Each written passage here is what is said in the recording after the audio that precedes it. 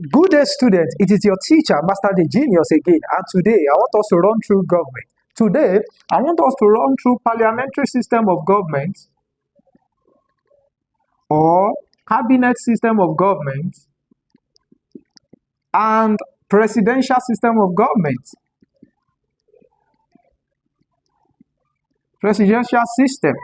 And what I will be doing today is to point out some important things in parliamentary system of government and presidential system of government, and I will also be citing example of Nigeria in the First Republic and Nigeria in the Second Republic. You know, Nigeria in the First Republic, we can say 1963 to 1966, and Nigeria in the Second Republic is 1979 to 1983. So I'll be using this Nigeria in the First Republic and Nigeria in the Second Republic also as a practical example to explain parliamentary system of government and cabinet system, parliamentary system of government or cabinet system of government and presidential system of government. Now, let's go into it. Under parliamentary system of government, first point to note is that under parliamentary or cabinet system of government, there are two heads. Yes, the head, we have the head of government, and also head of states. Head of states. But for presidential system of government, there will be one head. The head of government will also be head of states. One head. The head of government will also be head of state. Now, let me use Nigeria in the First Republic as an example. Nigeria in the First Republic, that's between 1963 and 1966. We had two leaders. We had Nnamdi Azikiwe as the head of state, and we have Tafawa Balewa as the head of government. But in Nigeria in the Second Republic, that's 1979, we only had one leader, and that was the first executive president of Nigeria. You know why Shehu Shagari is the first executive president of Nigeria? That was because in 1979, which is the Second Republic, Nigeria adopted presidential system of government. So that made Shehu Shagari, who was the president, to be an executive president, because that is another point to note. Under parliamentary system of government, the head of government is known as prime minister. The head of government is known as prime minister. Head of government is known as prime minister. And this head of government have the executive power. Executive power. That is why in the parliamentary system of government, you cannot call the head of state executive president. No, because the executive power is with the prime minister. But in presidential system of government, the executive power is with the president, or anything is with the president. All right. Okay. Another point to note is that under parliamentary or cabinet system of government, there is fusion of executive arm of government and legislature. Fusion of powers. Fusion of powers. What do I mean? You know, according to separation of power, political powers are meant to be shared between the three arms of government: the executive, the legislature, and the judiciary. And these three are meant to operate, you know, independently, but they can check themselves here and there. There is the principle of, you know, checks and balances. All right. But under parliamentary system of government, there is fusion of the executive arm of government and the legislature. How? Because the prime minister and his ministers, who will form the executive, don't forget, under parliamentary system of government, it is the prime minister and his minister that will form the executive arm of government. Now, the prime minister and its minister who will form the executive arm of government, they will come from the legislative arm. Yes. So that means that even people under parliamentary system of government, right? Even people that will hold the executive power are also coming from the legislature. That's why I said there is fusion of power. But under presidential system of government, there is clear separation of power. There is clear separation of power.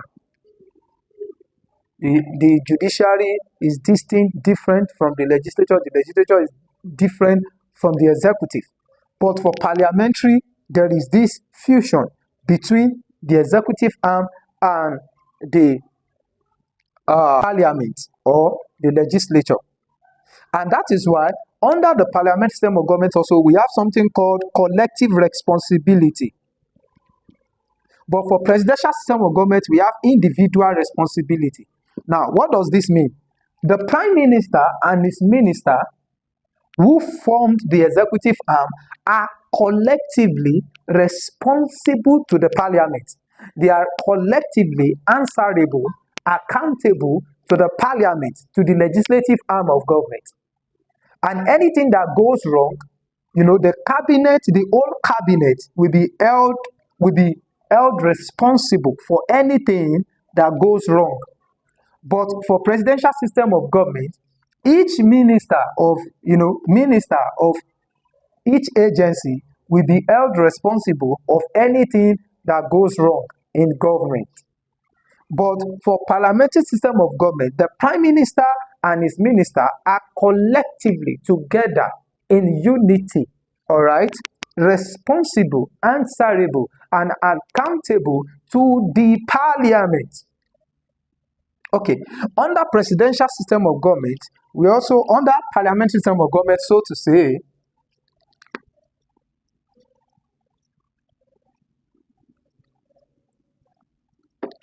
we also have vote of no confidence. Vote of no confidence. But for presidential system, we have impeachment. Which means if the executive arm, which is the prime minister and his minister, will be dissolved, the parliament will pass a vote of no confidence to mean that they no longer have confidence in their governance. They will pass a vote of no confidence on the prime minister and his ministers. But for the presidential system of government, if the parliament realize that the head of the executive are not engaging people-oriented program, there is also way through which they can, impeach the president even before the expiration of his tenure. All right. Now, another thing to note is that under parliamentary system, just like I said, that the prime minister and his minister who will form the executive arm of government are also from the parliament. Therefore, anytime the prime minister and his minister are dissolved, if the cabinet is dissolved, the prime minister and his minister will have to go back, to the house, to the parliament, and continue their work as a legislator, continue their work as legislators, so to say. All right, because they have always been part of the legislative arm of government, except in their electoral districts or constituency, they were through election voted out. All right. Now, another thing to note is that under parliamentary system of government, there is no fixed tenure. No fixed tenure. No fixed tenure. So the prime minister can stay there for 2 months as long the prime minister will be there. The prime minister and his minister will be there as long as the House of Parliament, the legislative arm, still have confidence in his governance. So which means it can be there for 1 hour. It can be there for 3 hours, 3 months, 3 years, 4 years. But for presidential system of government, there is fixed tenure.